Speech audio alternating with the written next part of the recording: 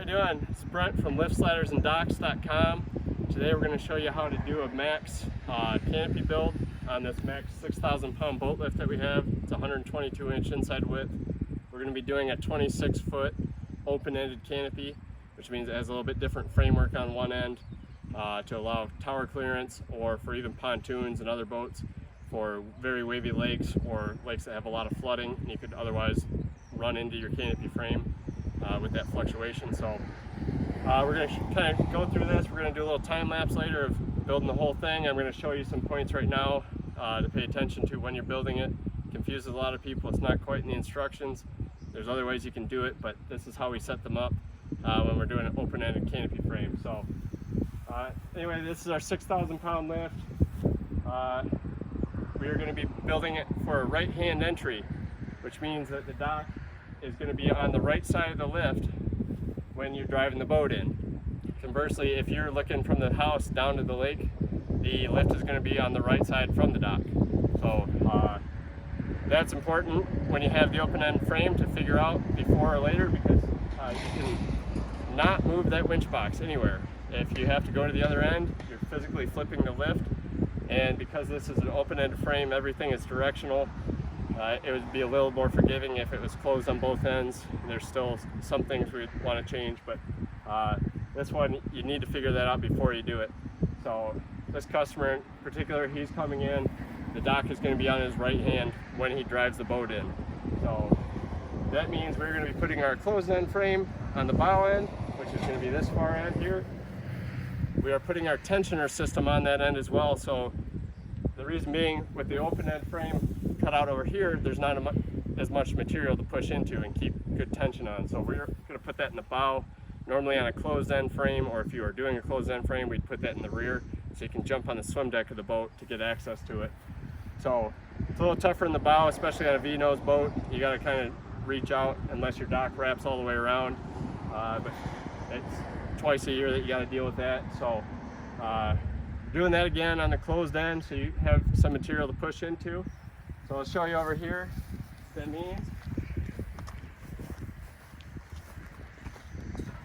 So we have our open end framework, or our closed end rather. It's got the bar going across the bottom. The other end, it cuts up and has the bottom bar about here.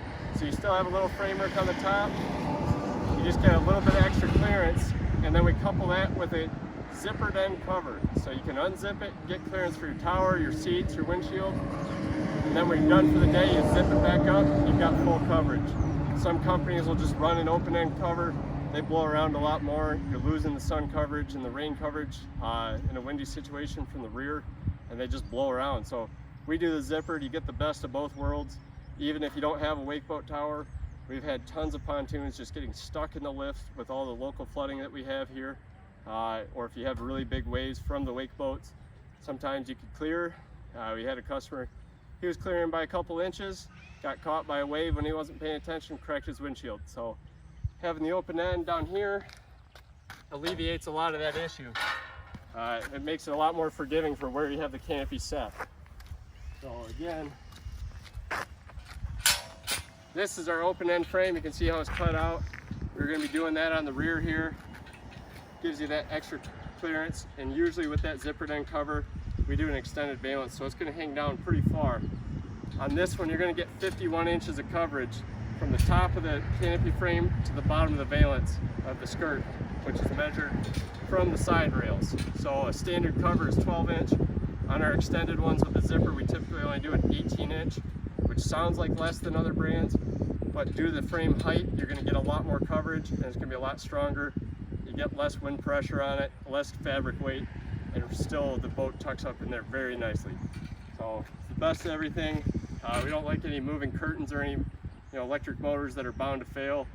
They're kind of sweet, kind of gimmicky, definitely going to fail at some point.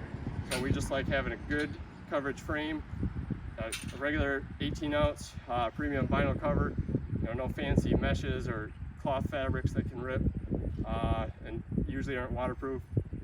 We just go for tried and true on these. So let me show you how we set it up. So because we have this canopy pack broken out, It comes bundled nicely. I'm going to try to edit in a photo into this video of how it comes bundled.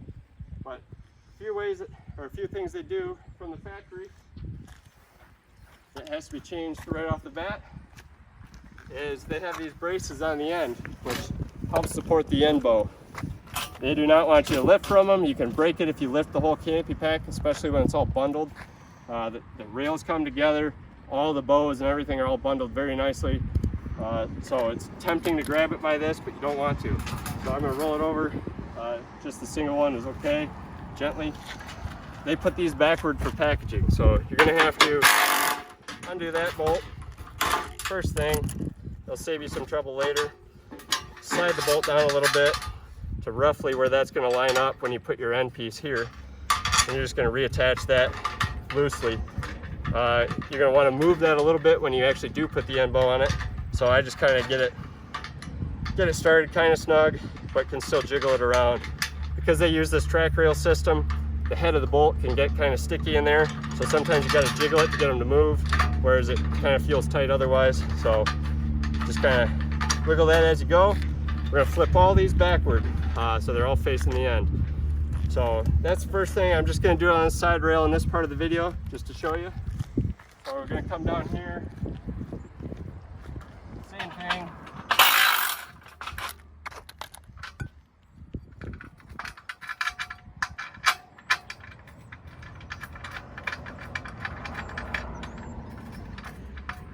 So there we go.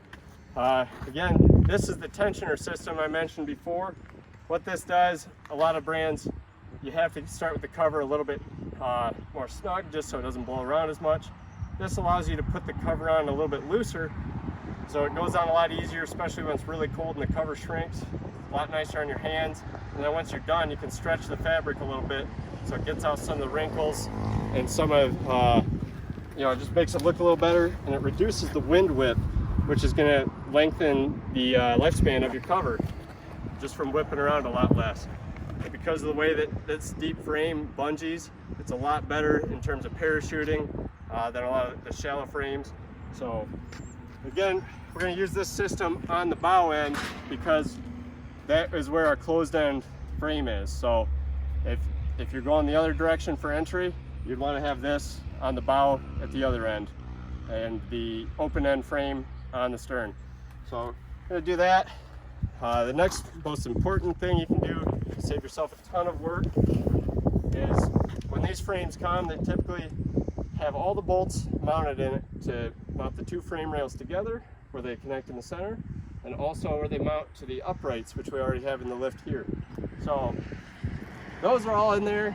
The tricky part that you have to remember is that the diagonal braces, which support the front, we always put them on the front of a 26-foot or longer, and then on a 30-foot, we're going to put them on both ends, or a high wind area, possibly even a 28 on both ends. A 24, they just don't generally fit, and Max does such a super strong frame extrusion on the side rail that you don't quite need it anyway, unless you're in an insanely windy area. But then it just kind of depends on how you adjust your proportions relative to the lift, whether they'll fit or not. So we've got our diagonal brace pack there. Again, everyone skips this step, and it's going to save you a ton of time if you remember this. Otherwise, you're going to have to pretty much undo everything you did. So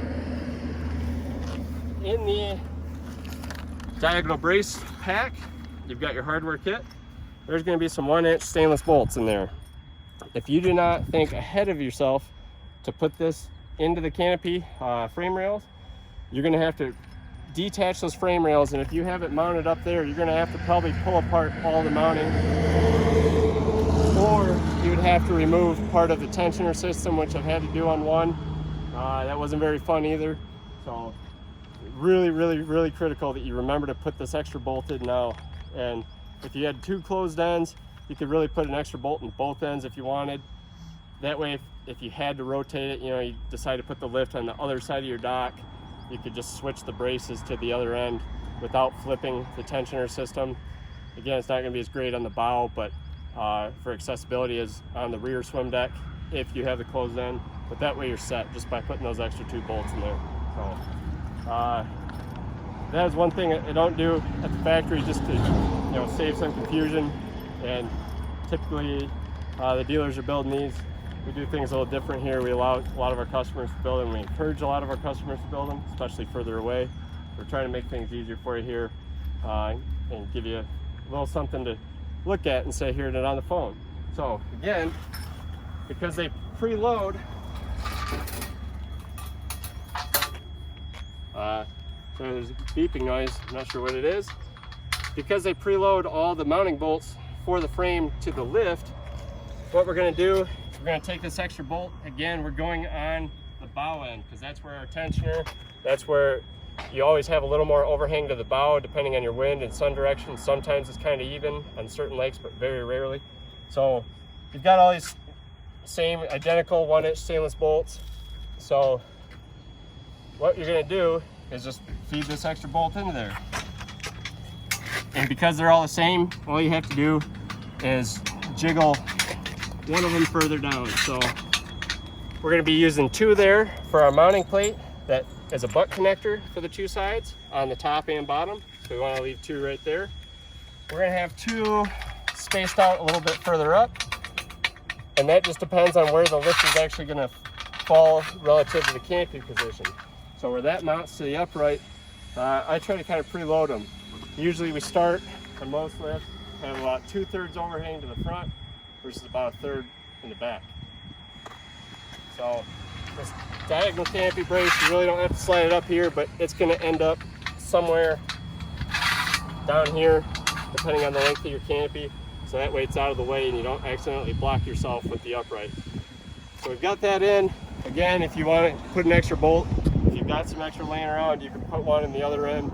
But in this setup with the open end frame, you're always going to have it on the front. So if you ever switch sides of the dock, you'd really have to switch the entire side of the open end and the tensioner. So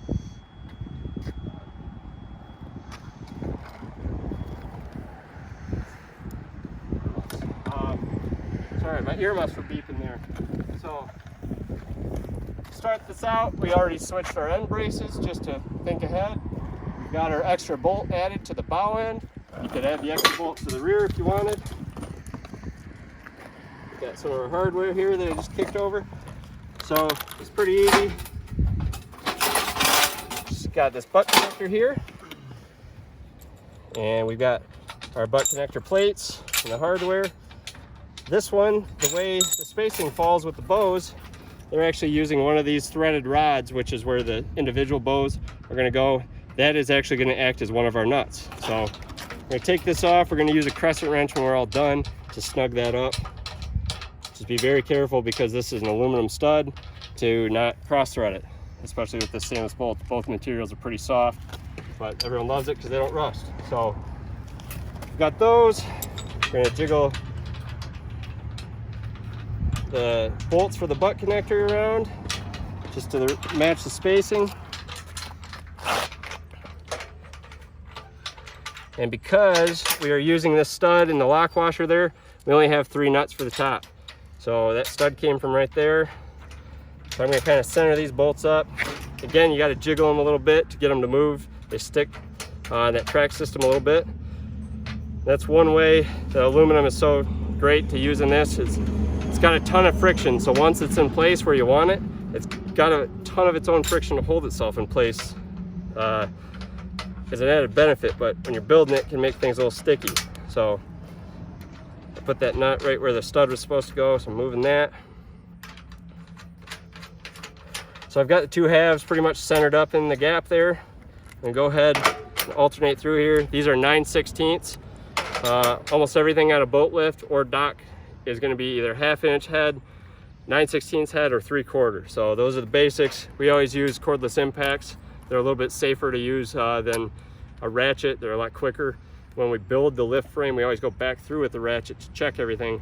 Sometimes you get a little weak battery at the end. Whatever, we just make sure that way that we didn't miss anything. But in this case, we've got stainless bolts, brass nuts. They're both kind of soft, but they don't rust. It's gonna be safer in this application to just use this and a lot quicker than a ratchet. So you can actually get a lot more pressure on it with a ratchet. So we're gonna buzz these down. You hear that little pitch change when it's tight. That's all you need.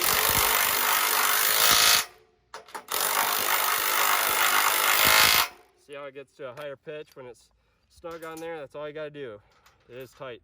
You don't have to sit there and reef on it. And if you use a really huge impact, you might be already putting too much torque, but the standard size impacts are very safe. So I'm going to just thread this on by hand. I'm going to use an adjustable crescent wrench to snug that up. Grab that real quick here.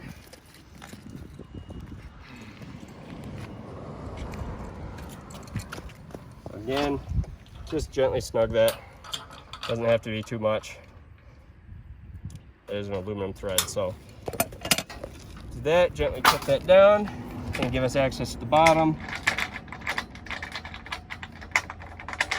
Jiggle those roughly where they need to go.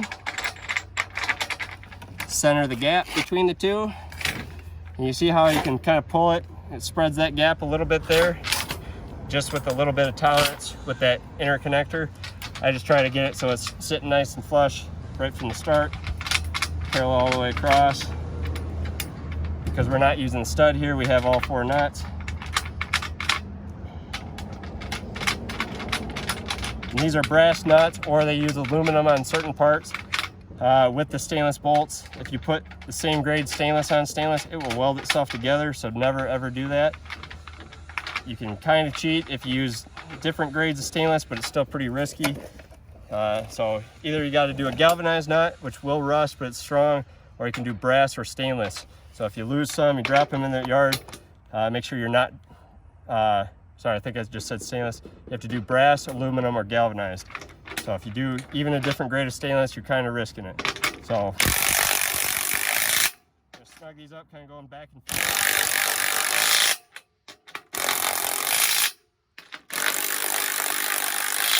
Again, you hear that pitch change. Now we're tight there.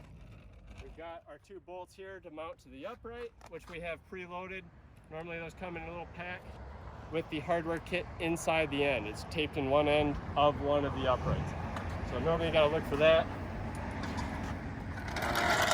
Trying to jump ahead a little bit in this video. So right now, again, these are the diagonal braces that will be going 1 per side on the bow end. If we were a 30-foot or higher, or a 28-foot in a super high wind area, we'd put these on both ends. So that is going to connect to a bracket on this bolt that we preloaded.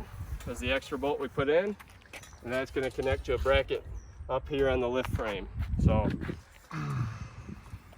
I'll show you a few things with that right now.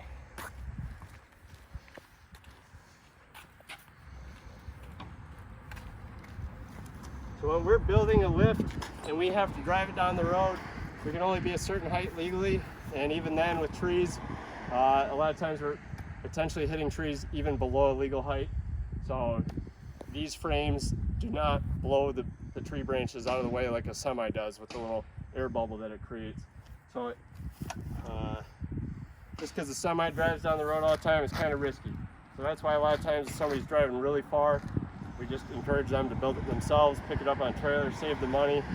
Or if it cannot be driven through the yard and has to be barged in, it's typically a lot easier just to build it in the yard, carry it in parts, build it there. That way you don't have to barge it, get on a barge schedule, pay all that extra money, do all the screwing around. So this is a lot quicker. We think it's a lot better. You're going to be familiar with the lift, and we've had plenty of customers do it just fine. So again, we do things differently. Everyone else kind of wants to scare you into paying for that. And then next thing you know, you're waiting a month and a half for them to show up. If you're lucky, it just kind of depends on the lake. So a lot of times other companies will kind of throw in, you know, a discounted assembly and delivery and this and that. And the part they don't tell you about that is you're bottom of the barrel on their list of priorities. You know, they'll get to you when they get to you. So I don't try to hide any of that. I'd rather have you take it unassembled than me build it. But we can certainly do that within a certain delivery range. If we, at some point, we're just driving too far, it's too much risk. If we hit a tree, you know, then we got to drive all the way back just to replace that one part.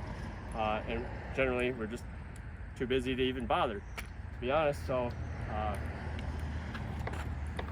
we do have some customers that elect to have us build it, and they bring their own car haulers. So we've got pictures of that on the website. There's a lot of options for this, but some people want the lift done, and then they build the canopy on site. The lift is honestly the easiest part. So it just kind of depends what you want to do and how you got to do it, and if you can get the lift through assembled or not, and distance, everything. So on these uprights, what we're going to do, because of that travel height, we could start a lot lower, be a lot safer, but then you would have to lift them. So, and then you have to undo your diagonal braces, lift the whole canopy frame, which Max does these super heavy frame rails. They're super strong, but they are one of the heaviest in the industry. If you do it corner by corner, raising these posts, it's not too bad. If you try to lift the entire thing at once, it pretty much always just binds up and you get stuck. So we try to preload it if we're going to deliver it for a customer to what is possibly a usable height. For a lot of people, if they have a lot of flooding or a really tall wake boat tower, then they are going to be probably raising it the last little bit. The standard uprights that we use are 4 foot tall with a 6 foot long diagonal brace.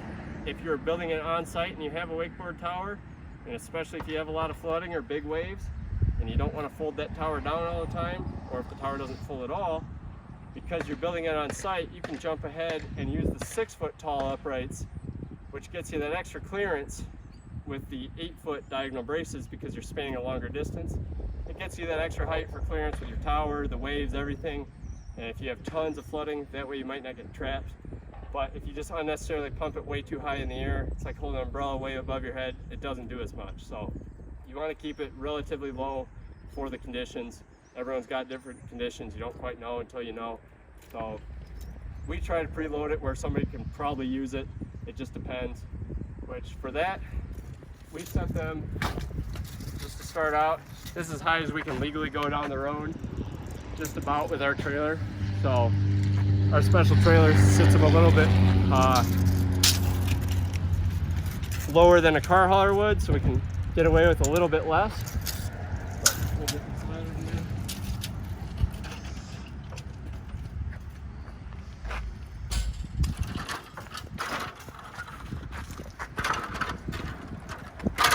Just to show you, a lot of times we use the forklifts on this stuff, but especially in this video, we're going to show you how to do it in your yard, because you probably don't have a forklift in your yard. So the 3 posts that are non-winch corners, they're all the same height from the bottom to the top. The winch one's a little tricky because the corner post is the same exact height, but the framework of the winch box actually sticks above. So if you're not paying attention when you measure that corner, you could be about 6 inches off, even though it kind of looks the same. So you're measuring to this tube. So we're going to do 30 inches. Again, these all come separate, so I'm just going to show you here.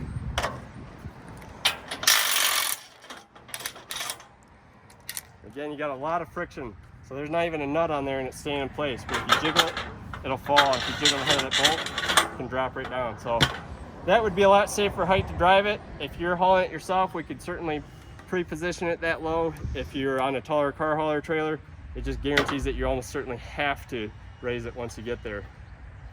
These little angle tabs are what mounts to the horizontal rails. These come in the little hardware pack taped inside them. So you're just going to put these on, hold it flush to the top. It's a lot easier if you do it on the ground. If you're on level ground or flat surface, you can kind of pinch them on there nice and flat. So these are a slotted hole for the mounting bolts. If you don't go to the bottom or the end of the hole, you're probably not going to get your ratchet or your impact onto the other bolt. So it looks a little goofy having it on the lower end there, but that's where we want it. Sometimes just with the torque of tightening this down, it'll kick it a little bit sideways, so you might have to do each one a couple times.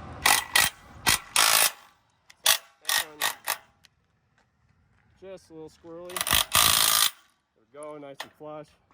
Great. Again, that's in the bottom of the track, because otherwise, if it was up here and on the inside corner, you wouldn't be able to get your socket in there. So bottom, you'll hear the pitch change, that's tight. This bolt also comes in your Canopy track kit, hardware kit.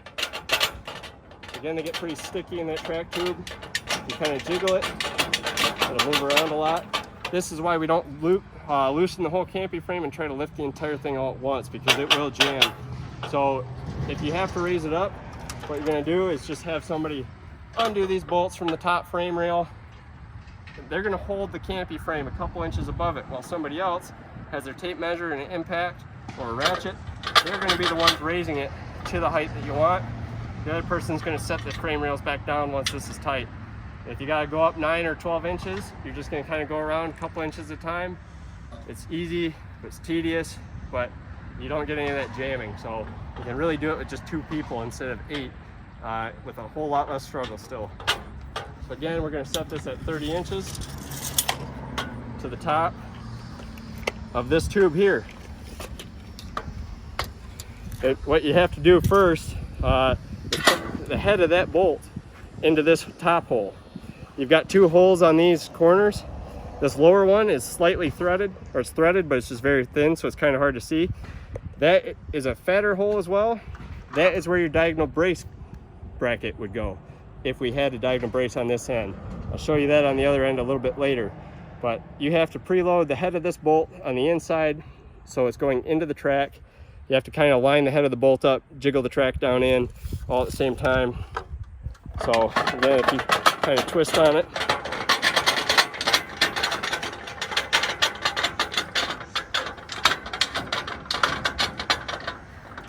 I'll show you here. So that's, again, all the friction. That's part of what holds this whole thing up. So that just comes out. The tricky part is putting this bolt into here. It's kind of a finger length down without dropping it. If you drop it, you're either going to need a new bolt, or you're going to have to lift the hoist at the bottom, take the foot pad off, and let the bolt drop out. So try your best to not drop that. It's safest once you get the head or the bolt in there with the head into the track, the nut on the outside. I'm just going to put the nut on right there so that while I'm feeding this up right into it, I don't have a chance to drop it. So again, I'm kind of lining up with the head of the bolt. Jiggle that in. It always goes down easier than it goes up. So we'll start high, put our tape out, lock that down. We're going to jiggle this down to 30 inches. If you're building it at home and you know you have a tower, this is a 4 foot tall. I don't want to go any higher than about 3.5 feet extended, just so we have a good cross section in here so it's nice and strong. So if you're on that higher end and you're building it at home, like I said, you could always jump to the 6 foot tall uprights. But if you just do that unnecessarily, the canopy is going to be so high above the boat, it's not going to really cover it very well. It's going to be doing a lot more than nothing, but you're not getting all that coverage that you're paying for. Some people just have to have it if the tower doesn't fold, and because the canopy frame's deep, you still get a lot of coverage. So we're going to jiggle this down. The other issue with going just to a 6 foot is if you need it far down because you're in shallow water, the boat's not that tall, it is sharing the same corner tube here with the adjustable legs. So if you're in shallow water and you have your legs all the way retracted, you're fighting the same, you're sharing the same space and fighting each other. So if I had to drop a 6 foot tall bar down, you've got a 50-something inch leg coming up in there. At some point it's going to interfere. So that's another reason we don't just jump ahead to the 6 footers unless it's necessary. And same with deep legs in the back, unless we know for a fact that the standard legs don't work. You know, if you're in 7 or 8 foot of water or have, you know, muck that it's sinking into. So we're going to jiggle that down so that we're at 30 inches there. You want to be pretty precise on that.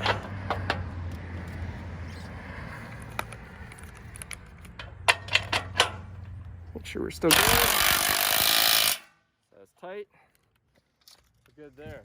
Now I'm going to show you on this winch corner what I mean. So, over here, again, this inner tube is the same height as all the 4 other corners. On other brands of lifts, a lot of times the corner post is actually physically taller than the others, so that can screw you up as well. Max, they do it the exact same height, but because the framework of this winch box sticks up higher, a lot of people want to measure down the side like I just did there. They measure to the top of the plate instead of the tube, and then they find out they're pretty far wrong. So yeah, we got these mounted on here pretty flush. Got the bolts at the bottom, so it's good to go. Doesn't matter which side you mount it in there. And if I get my ladder over here, I can feed that one down again. I'm not going to show that right now, but So we're going to be measuring our 30 inches right here. Knock the up right over. We're going to be measuring our 30 inches in this case to this piece, not the plate there. So that's another easy one that a lot of people mess up. Not the end of the world to drop it back down, but you might be confused why the same measurement is not giving the same result. So we're going to do that there. I'll feed that in a minute. A few other prep things before you start going. On the ends of the frames here, they give you these little studded shoulder bolts with this goofy little nut. Basically, it's a kind of a washer, kind of a nut.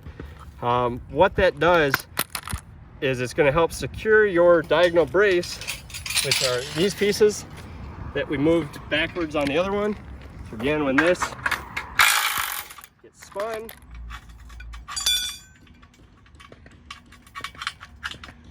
move down to here. It roughly lines up on the edge there. Just keep that loose. When you're up there on the ladder, that bolt is going to go through that brace.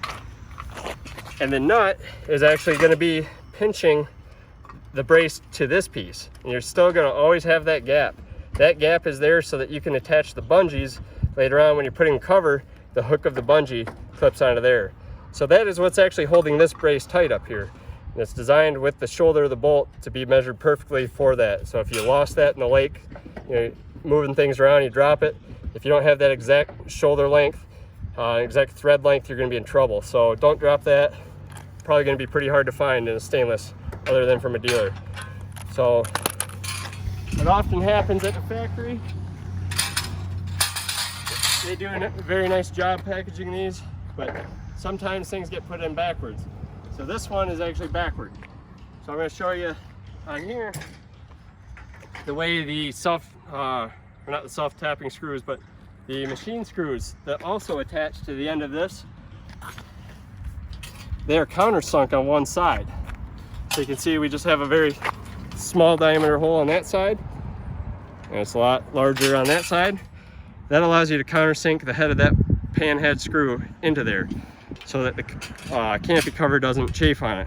So in this case, there's a threaded rod that screw is going to thread into in there. This little collar just makes it match, and you know, that's beveled out just so that the pan head screw also tucks in there nicely, won't chafe the cover.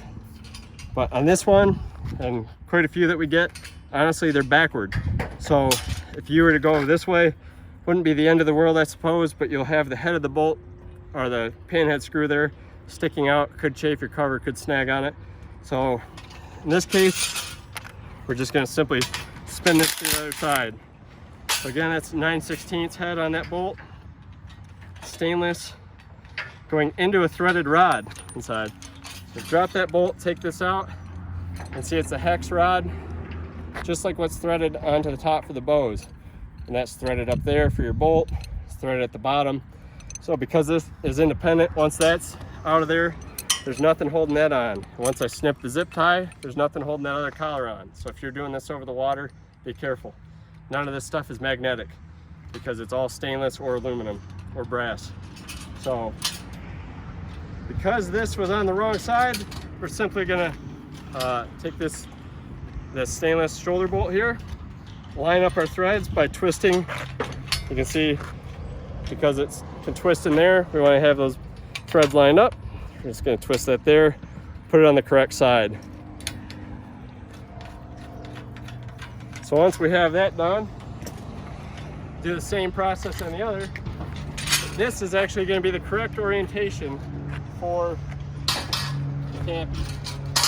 So one more time, let's switch this.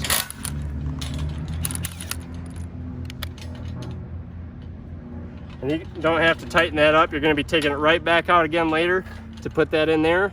But if you don't put the screws in first, that threaded rod on the inside, hexagonal rod, is going to fall right out, and so will this collar.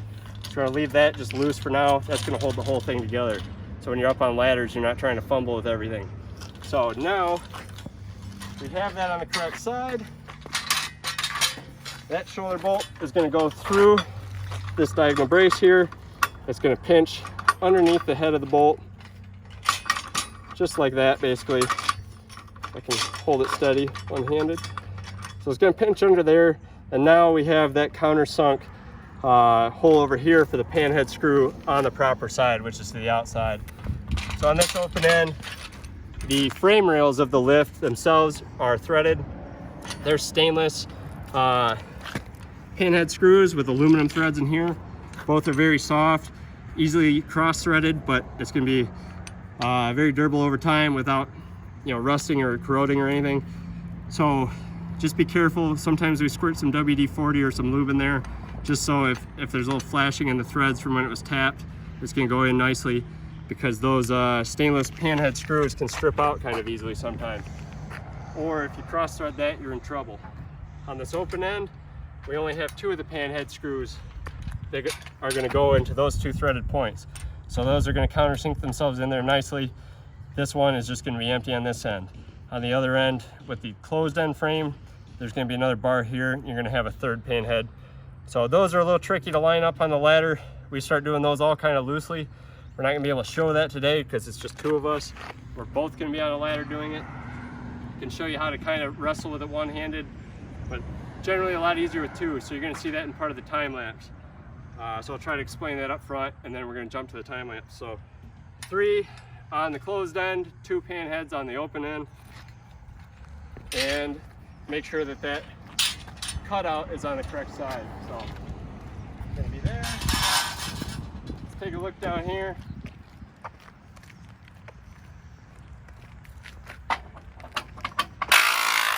Again, we got our last diagonal brace here. Just flip-flop. Jiggle it pretty close.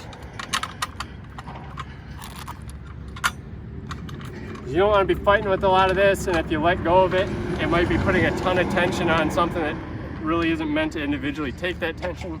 Like if you just have one panhead screw and then you drop all the way to the bow because you're messing with this, or you drop some parts down into the water or the yard. So again, got that cutout there. It's fatter outer diameter, or the inner diameter there than this side. And once again, this bolt is on the wrong side of the frame. Easy mistake when they're whipping them out at the factory. They're generally fantastic with how they kit these, so I won't nitpick them. So we're just going to put that in there. We're going to spin the whole bow. Switch this one as well. So on this one, that's again where you're going to get that third panhead screw that's going to thread into the end of the canopy frame rail. So we're going to just pop this on the other side one last time, and now we're going to start the actual building process. So as the main bits to start off with, one last thing that you can jump ahead and do.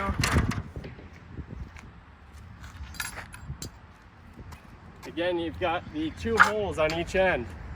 If you don't have diagonal braces on one end, you're not going to be using the second hole. You won't ever be able to get that bolt down to that hole from the inside without crazy long needle noses or some other wire grabber to get that fed in there. So you'll know that you're messed up from the start if you try to do the wrong hole there. So the upright goes in the top, diagonal brace flange here goes in the bottom. In the diagonal brace kit, you've got the track style there, and then one that's got 2 different size holes, and they're offset on purpose. They did not mess up. This larger one is going to use this fat stubby bolt here. It's a 3/4 inch stainless. Again, you have stainless threads going into aluminum threads in there, and not very many of them, so don't reef on that too much. The slotted brace is what's going to go eventually at the end when everything's adjusted front to back. That is what's going to go on that bolt that we added right at the very start of the video. You can put your nut on there. That's just going to kind of hang out until you have the final position. You probably have to move it. So that one goes up top. The ones with the holes goes in the lift frame. So what we're going to do is just gently put that in there sideways.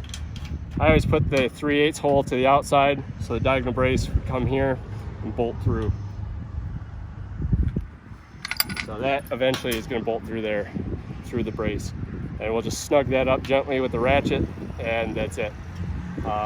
So we leave these off till the end, because if you do raise the height again for your boat, or the front to back positioning once your boat gets in there, you know, if you need more coverage to the rear than the front, that way you're not undoing the braces and moving them again. So really there's no point.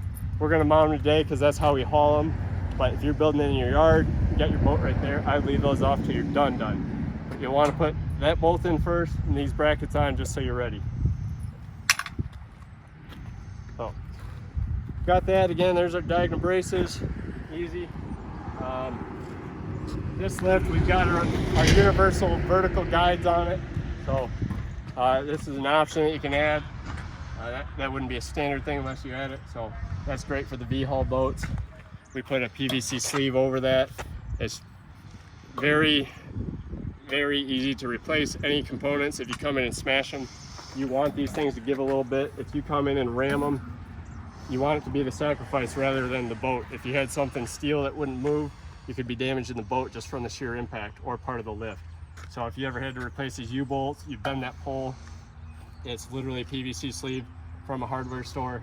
If you crack that, it's all, you can just use a heavy duty dock pole. That's all we use, is a very heavy thickness dock pole. So that way it's all easily replaceable, but that would not be standard on this lift. It's a great addition, very safe for a V-hull boat because it's always going to touch your rub rail, but that, you know, wouldn't be there unless you added that. So don't be confused by that. We just got that. We're set 30 inches. All we have to do is put our winch post one in there that I left off. And then we are going to start raising the canopy frame.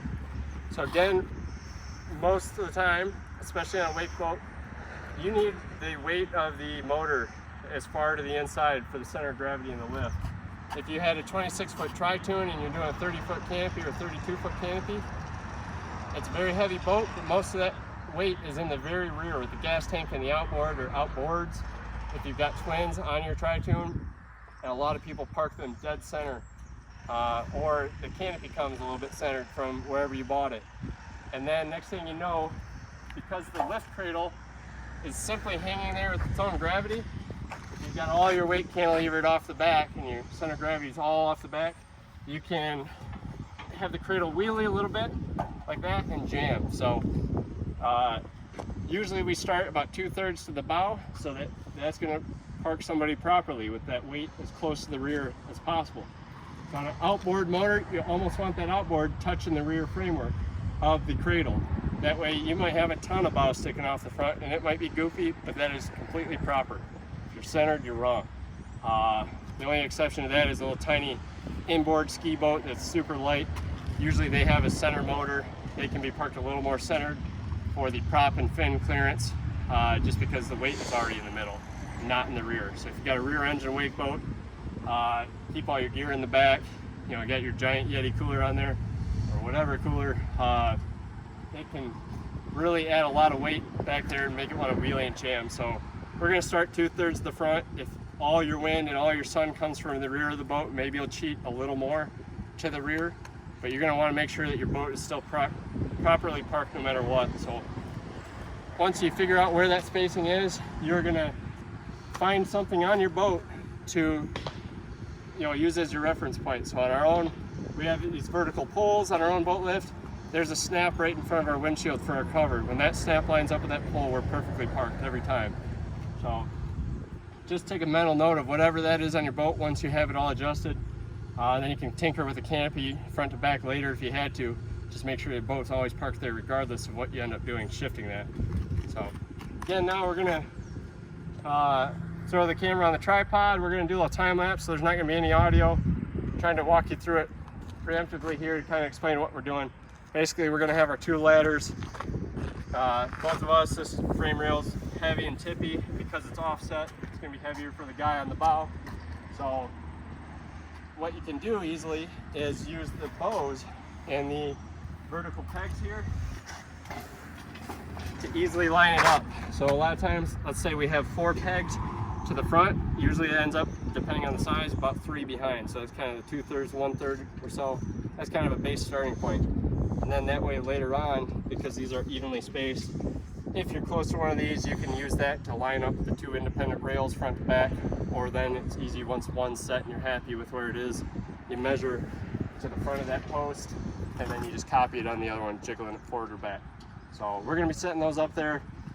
On this one, we're going to start with 3 pegged off the, or 4 off of the bow, so we get that little extra overhang, and 3 behind it, or somewhere in that range. It just kind of depends on the boat, how the swim deck is, motors, outboards, etc. So hoisting those up there using the bottom bolts that are pre-fed in here. So because this is nearly where I want it on the ground, we've got our 4 pegs coming to the front here and 3 to the rear. I can kind of jiggle these bolts down so they nearly line up. That way, when I'm holding this whole frame rail up on my shoulder, I'm not fumbling around with the sticky bolts in that track. So same thing here. Jiggle them out a little bit. You're going to need your 3/4 inch, your 9/16 socket. And you're going to be using,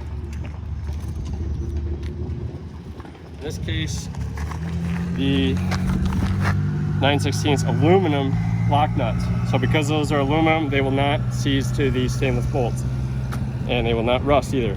So keep a few of these in your pocket, that way the frame rail can't knock itself down, tackle you off the ladder.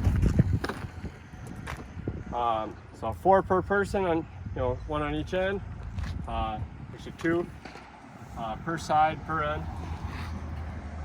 This framework here has a slight bit of a channel in there, so it's going to kind of sit on the uprights. It's going to kind of settle itself in there. If you're trying to move it forward, sometimes you get a little jamming because of that channel and the friction. You got to kind of jiggle it. Sometimes somebody will be pushing and it might be jamming up on the other end, and then once that person jumps out, it might kind of whip at them a little bit. So just make sure you pick it up vertically and set it down vertically, and just kind of adjust these when you pick it back up. So if they're not lined up with the tracks on the uprights where you want them, just pick the whole frame rail up with your shoulder. You'll see that in the video, and then I'm going to jiggle it and then set it back down into the L bracket there, and just keep repeating that until I'm happy. If you try to jiggle them while they're inside the channel bracket, sometimes it moves, sometimes they just jam under the friction. So we're going to do that. We're going to set the frame rails on there. We're going to attach the end pieces. We're going to try to go back to a little video of that to show you some detail of how you can do it by yourself, but it's always best with 2 people. So once we show you that, we're going to actually do it with 2 people and finish it out. So here we go.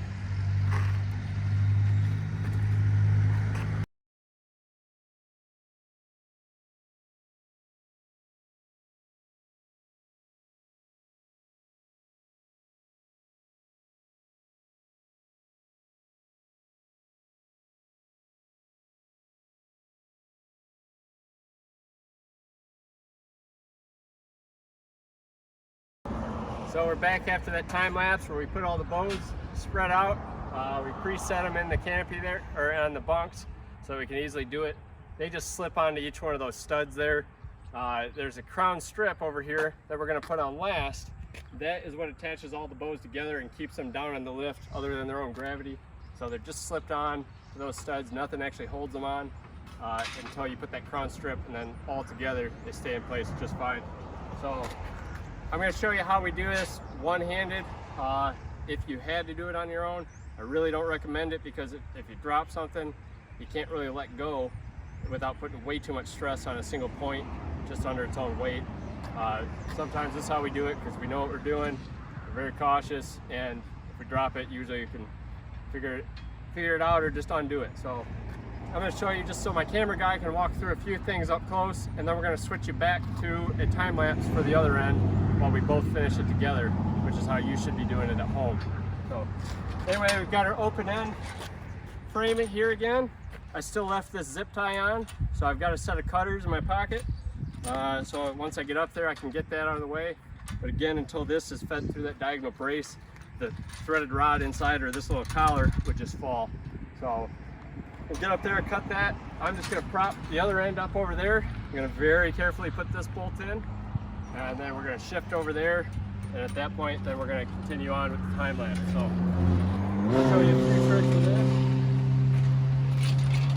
So basically, I just kind of hook it up over here. Make sure to not tug on it. Where you can get too much tension. So if that were to fall off the end there and start dropping down, a little interruption there. So what I do is just balance that on there. I don't know if you can hear me here, but go ahead and climb on up. So I'm just balancing that. Again, this bolt up here, the shoulder bolt, is the only thing holding that rod. So I'm going to put my hand at the bottom here so the whole thing doesn't fall. Especially if you're doing this over the water, you're going to be swimming because nothing there is magnetic. So get this closer to in place. Going to gently line this up, and because if you can see here, because I'm steering this from the bottom, that threaded hexagonal bar inside, I can twist it. So with my hand down here, I can steer it since it's zip tied there. So I'm just going to gently feed that in, make sure to not cross thread it since it is sitting at a slight angle because of the way I have it propped up over there. So that's where it gets easier. If you're doing it with somebody else, you can hold it a lot more square. You don't have to worry about the cross threading, fighting it like that. So I'm started. I'm going to leave that loose. This is where we don't want all the pressure just sitting on this brace right now. So I've got it propped up just right so that we can kind of sneak over to the other side, finish that one. But what I'm doing, I'll show you here, well, it's easy. Got these panhead stainless screws. Again, they're really soft. They can strip out pretty easily if you cross thread them or if you hammer them too hard with the impact. So we've got our number 3 bit in the impact and number 3 Phillips head. Number 2, you might strip it out. That's the finer point. So then we've got on this open end just 2 threaded spots here and here behind it. And this one here we'll be using on the opposite end where it's the closed rail. So I mentioned earlier in the video, I like to squirt a little bit of lube in there just to make sure it doesn't cross thread if there's any flashing on the threading from when they tapped it. Just kind of makes it one less thing to worry about when you're putting it in there. So I already sprayed the other side just before this video. But sometimes what you can do is kind of get that over to here.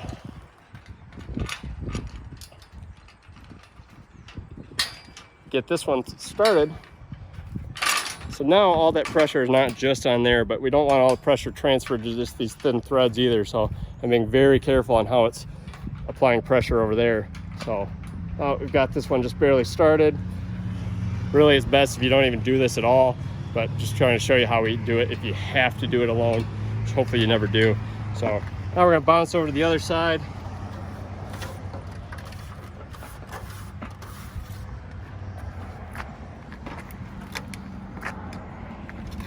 You want me to pause this one and make another one?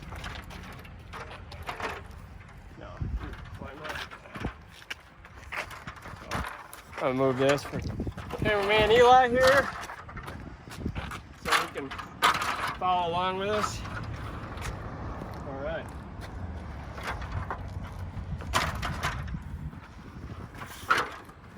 So I've got my 9/16 impact here for the shoulder bolt. Got panhead screws on this ladder here. Spare. So now I'm going to gently pull this one so that I don't rip the threads out of the other or tweak it too hard if it all of a sudden lunges. So I'm just going to undo this shoulder bolt. Keep my hand down here now that I'm close to loose. Feed that out and around. So now all the pressure is off the other side. That's what you don't want to do. Good for video purposes. I'm going to balance that there.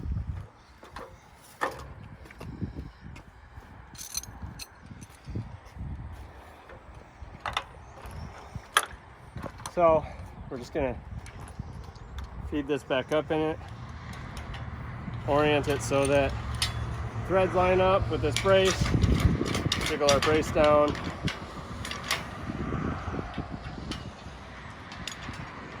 Again, I'm steering the angle of those threads with my bottom hand there.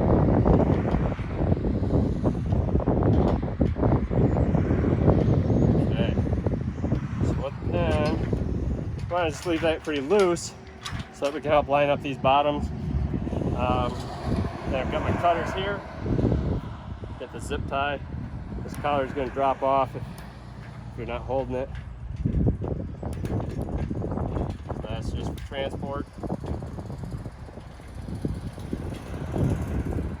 Now, I'm going to be very careful to line up my panhead screws while holding that collar. So it kind of helps if you look from the side, kind of like this, and you can kind of get that little gap between there as you're starting to feed it in. It's a lot easier to line that up.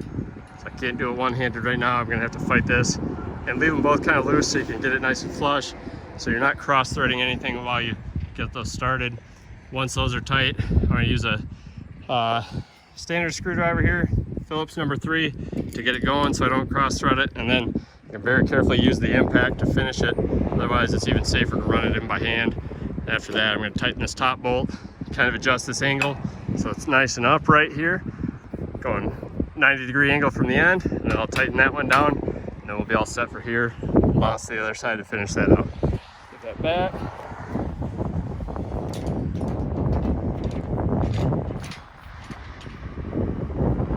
If you bring that diagonal brace too close, like I did a little bit up here, it's kind of wanting to fight me on the angle of getting these threaded and started here. So I'm going to kind of push this up a touch while I'm tightening it. You want these panhead screws to fall into that groove so it's not going to stick out and cut the canopy. Again, you can very cautiously do this with an impact. Probably best by hand, but for the sake of video timing, we're going to do it this way. So, see how I missed the hole there? It's kind of just pinching it. I want to line that up so it'll fall right inside it. That way we don't have the bolt sticking out where it could cut the canopy or snag it in any way. So it's going to fall right in there. Tighten this one, kind of go back and forth a little bit. See how that squared it up? And go back down here. Very gently, and once that's snug, you don't want to keep going on it. You're either going to strip the screw or you can possibly rip out the thread, since it's only aluminum threads there. So it doesn't take much strength. This top one I'm going to finish out by hand just to be a little safer. So now we're nice and snug. Again, I'll show you here. See how those panheads are countersunk? That way it doesn't snag. So if we didn't flip that bolt around on the top there, the other end where it's going to matter, basically you're going to end up with a head sticking out where it could snag. So that's one thing to look forward or ahead to. This is kind of jamming, so I'm going to wiggle that bolt. There we go. I'm just going to go ahead and tighten this, and it's going to pull the top back to it. Zoom out here. See how that pinches down there, but it still leaves you that shoulder. That's where your bungees in the corner are going to attach to. So that is meant to have that gap. The nut is actually what holds it in place. And now that that's nice and straight, no pressure on it, which means it's not jammed. We're going to tighten this till it changes pitch. There we go on that side. So we're going to bounce up to the other side and finish that one out.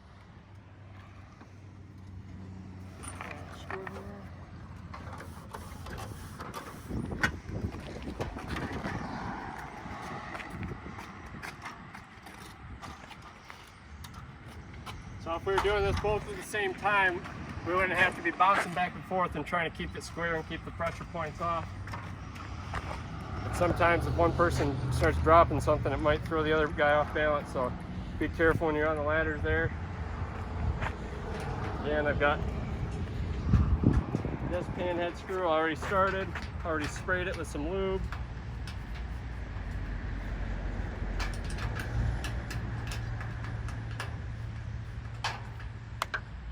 In there.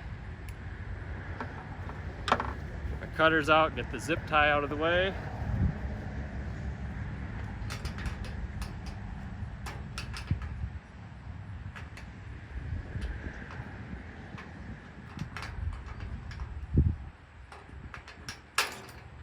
Because I already have it screw in there, it's going to stay all together this time. Again, line that up. I'm looking at the gap there to see if it's lined up properly. I'm threading in straight.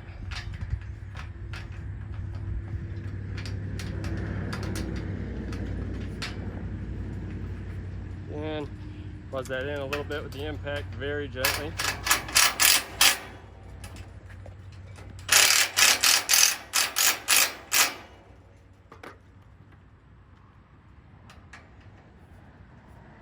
Make sure those are snug. And going back to my 9/16. That's nice and upright.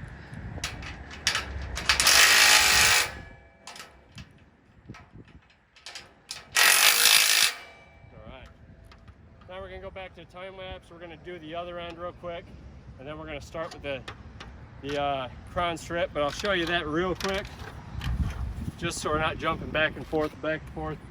This is the strip that goes on the top. It comes in a bundle. You've got 2 long pieces with every pack, and they might be identical in length, might be a little different, depends on the size of the canopy. It's got all these carriage head bolts that you preload in there. So we preload them about the same spacing as the bows because that's where they're going to go. I'll save you a lot of hassle up on the ladder. But what it does, you have the 2 ends, because we have the open end down here and the tensioner at the far end. Because the tensioner is going to stretch the frame, you need this top strip to be able to expand with it. Otherwise, you'd be pulling the bottom out and the top would still stay stuck and you wouldn't be getting any of that slack out. So you need to be able to stretch the top of the canopy frame with it, with a little connector plate over here. So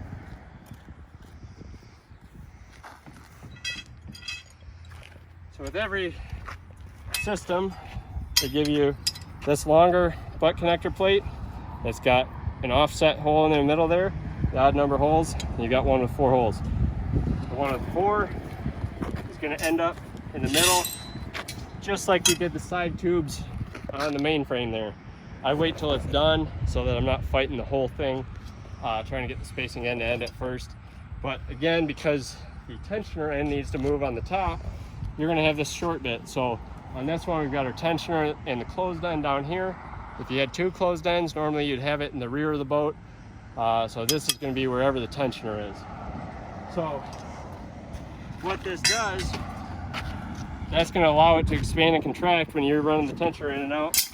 And this other oddball hole here is going to help keep the 2 ends lined up, even when there's kind of a gap. It kind of lets you stretch it, and that keeps the top from poking up and potentially spearing the canopy cover in theory. So gotta be very careful on that. We're going to load some more carriage bolts into the end here, and then they have a very small carriage bolt for all those connectors, and usually brass or aluminum nuts on those. So if you drop those or a small lock nut, you're going to have a hard time finding replacements for those. So don't drop those in the water. The end one, we're going to make sure that carriage bolt stays inside the very end of the track. So you've got this track going in there, it's going to fall. So the very end of the canopy bow up top or here,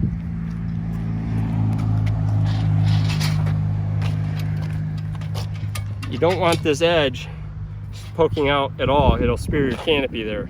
So you want it back here. I like it so just barely covering the carriage bolt there. So now you're a little bit back from the edge. If you want, you can sand that edge down just a tiny bit, or file it down and then sand it. You just don't even want the file burrs to be there, but that way you can kind of chamfer it, even less chance of your canopy rubbing there.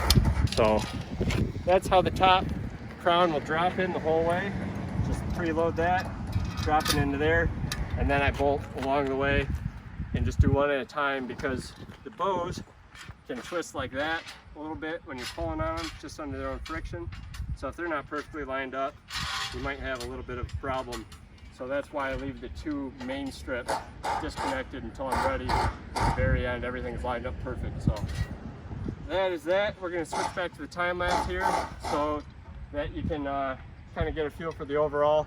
We're going to finish this end together, so you'll see how we'd normally do it with a partner. and we'll go from there.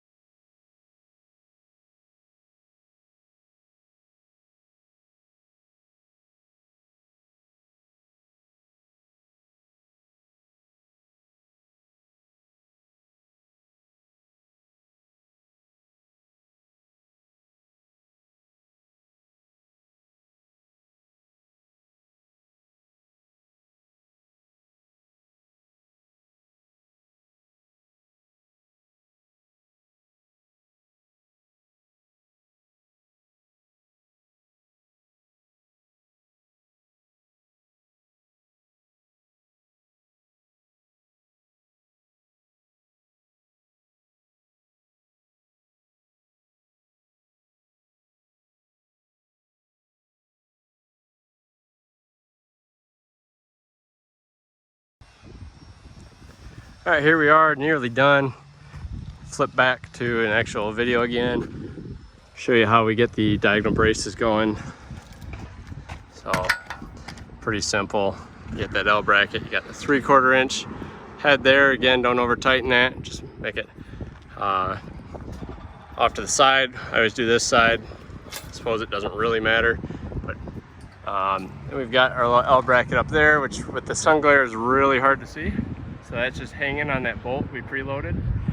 But the main thing I want to show you right now is this crown strip that we just put on in the time lapse.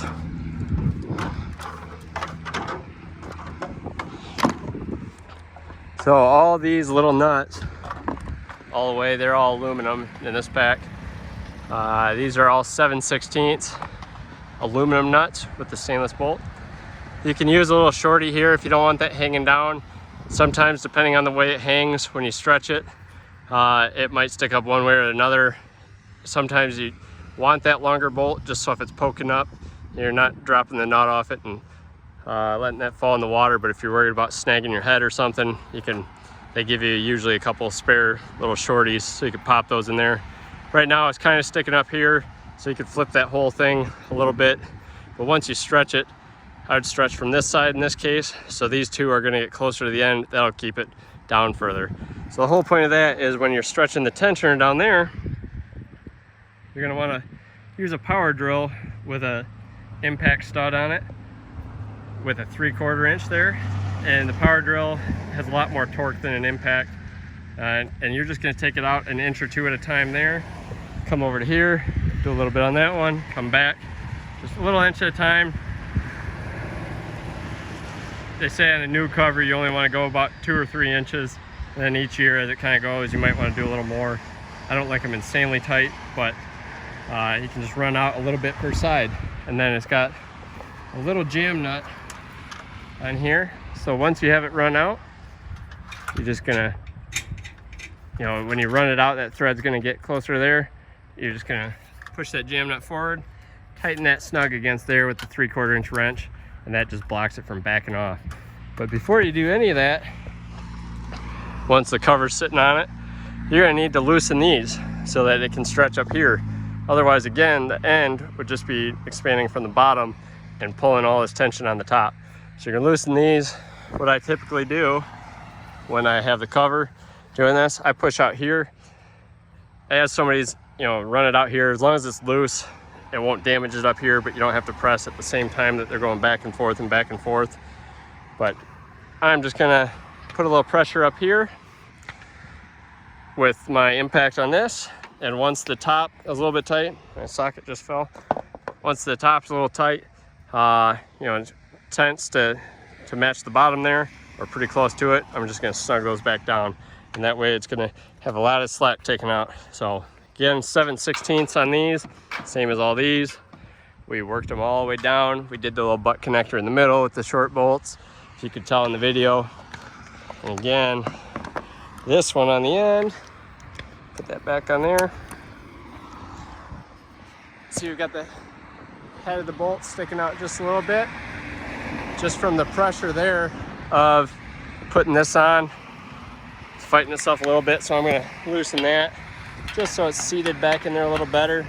But again, we don't want the bow or the top crown strip sticking out too far past the end, otherwise it could poke the canopy. So you don't want it falling off like that either.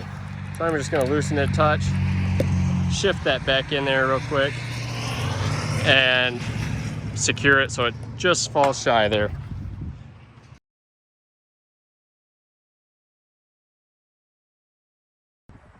Alright, welcome back. So as you can see, we took this end bolt. I got the head of the carriage bolt just barely poking out.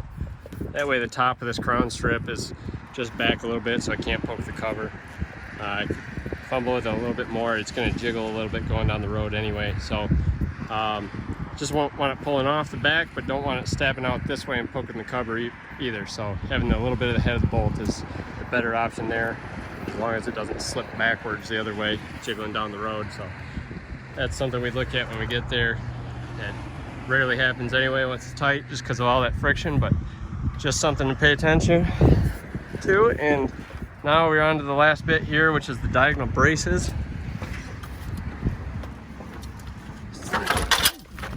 So again, we've got a few spares down there. There's some short ones, some extra nuts if you drop them.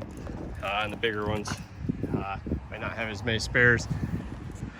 So we're just going to show you here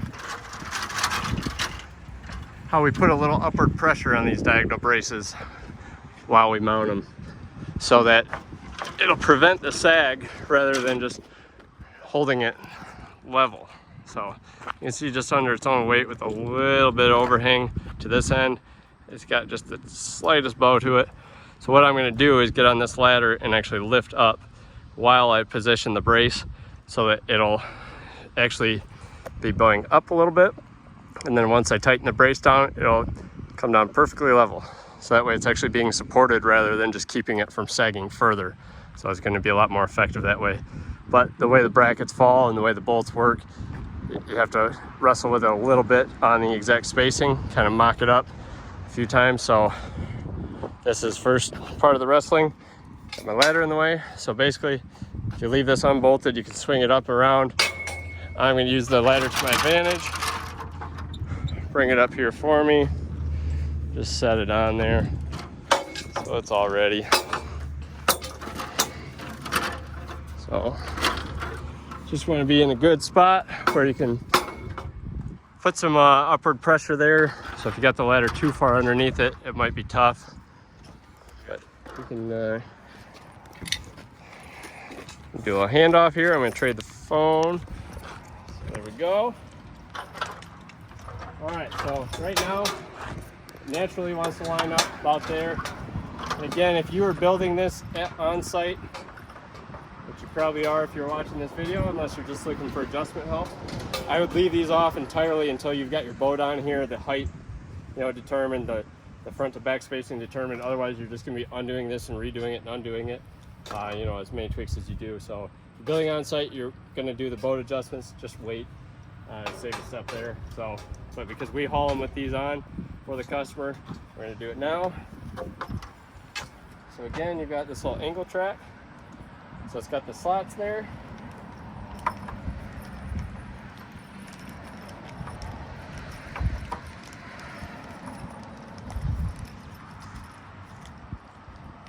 And I'm just going to put this the same as those L brackets down there from the outside. So it's going to hang down from the outside of the brace there. So this is the bolt we put on the very first step. This is where you'd be in trouble. If you didn't do it, you'd have to pull all these uprights loose and jiggle the entire thing apart after loosening the butt connector in the center, just to slide one bolt in and then shimmy it all the way down. Or you'd have to take the end off, the open end, if it was there. But unless you're on a 30-foot canopy or greater, you probably don't have one back there. And because you have the tensioner in the way, you can kind of move this tensioning block back. But I've wrestled with that before, and it wasn't fun either, but it worked. So just kind of depends. And so what I'm going to do, mock this up very roughly, is where that needs to go. Again, we're kind of jamming a little bit under friction, and it's going to stay in that channel there. So right now, it wants to kind of line up there. This is the tough part, where you have to mock it up and then get it out of the way, because you can't get to that unless you want to use an open-ended wrench and be here all day. So what I'm going to do, because it lines up here, but I have no pressure on the boat, or on the diagonal brace rather, I'm going to actually push up with one shoulder, see exactly where it's going to fall. So it's going to be, another inch further down, so right about there. Now I'm going to tighten that up and see how that pressure point works out.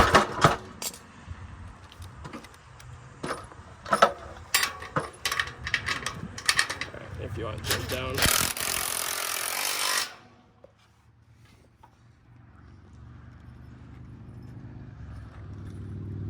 So I've got our longer stainless bolts, the stainless washers and brass hardware again.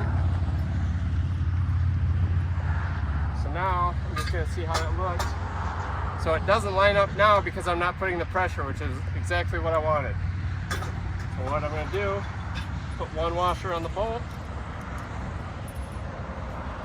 come up into here, over here,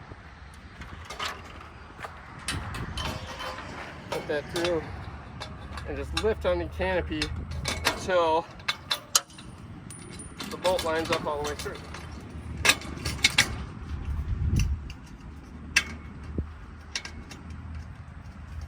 Again, that should be putting a little bit of upward flex on it for now. Then once it settles, it'll sit nice and perfectly flat, rather than just holding it from falling further. So it's actually going to be beneficial at this point. So, just gotta get my wrench here, tighten this out.